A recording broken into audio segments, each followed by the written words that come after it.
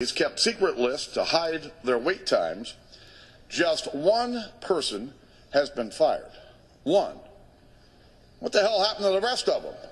John Boehner putting this issue back in the spotlight, accusing Veterans Affairs leadership of doing little to fix the egregious problems that we all witnessed that are happening at these hospitals in many parts of the country. The head of the department, Eric Shinseki, resigned. He stepped down nearly a year ago after it was revealed that some veterans may have died while waiting for care, and VA facilities across the country falsified their records. So what is going on with all of this? Joined now by Lars Larson, syndicated radio host, and Marjorie Clifton, a former consultant to the Obama campaign and principal of Clifton Consulting.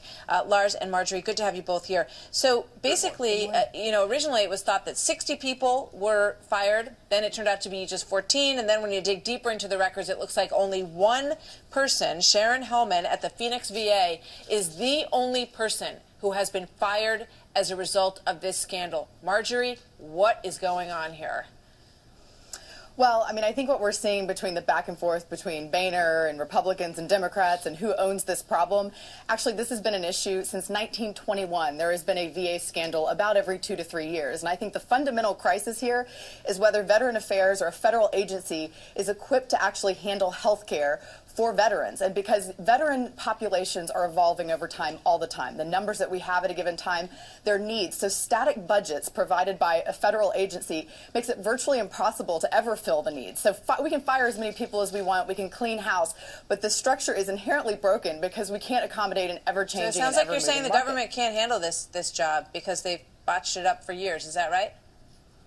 Well, what I'm saying is that it's impossible the way government is structured, the approval processes, and frankly the way budgets are set up for us to accommodate health care. Yeah, I mean, I think it is a challenge. And not to say there aren't good employees, but the way the structures work make it really hard. But there are bad employees too, and they should be fired. They've got $16 billion in new spending over 3 years. $16 billion.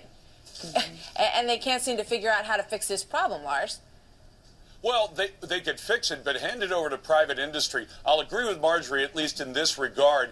The government screws up just about anything it touches, and nothing really important should ever be trusted to a government agency. I mean, just look at the way Amtrak runs, for goodness sake. But in the case of the VA, the biggest problem with not firing people is the civil service system. I'd be willing to bet that private sector hospitals, when they find people who've lied in their jobs, who've deceived their superiors, or whose superiors have deceived their superiors, they get fired. But that's in the private sector. When you're a government employee, you have that protection of civil service. And that's the thing we could bust through. As for meeting changing needs of America, America had a baby boom about 45 years ago.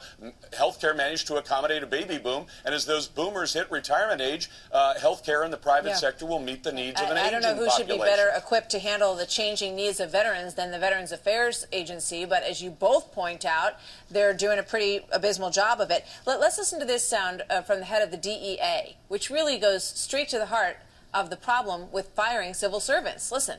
Yep. Why can't you fire people? Everybody else could be fired.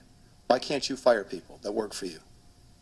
Under the civil service laws, I can't intervene in the disciplinary process, and that's why DEA's process, similar to some of the other agencies, is a 3-tiered process.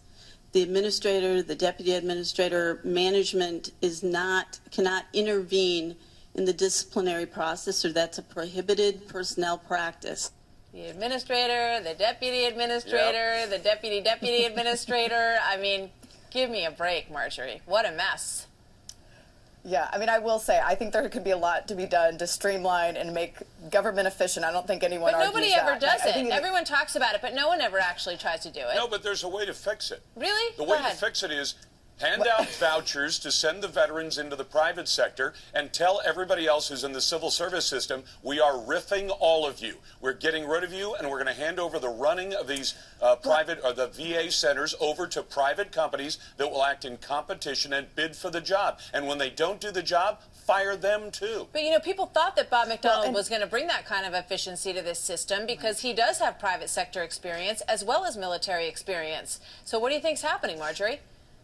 Well, I think, frankly, the budgets they're being given, I mean, while they're enormous, but to actually build a hospital, to actually implement a lot of the changes that we're talking about, it's pretty, I mean, it's pretty They don't have gigantic enough money? of a task. Really? But I think, that's the problem? Right, well, no, but I will say baloney. this. One of the things that government structures do is they do oversight in ways that private industry doesn't necessarily have to. So what we are getting is public exposure to where breakdowns are happening. And you know what? And I'm not saying this doesn't happen in private industry. There are those issues. But in private industry, you have the opportunity to move your business. And in that's private industry, you got to challenge. make do with the money you have, and you got to figure out how to make it work. Sure.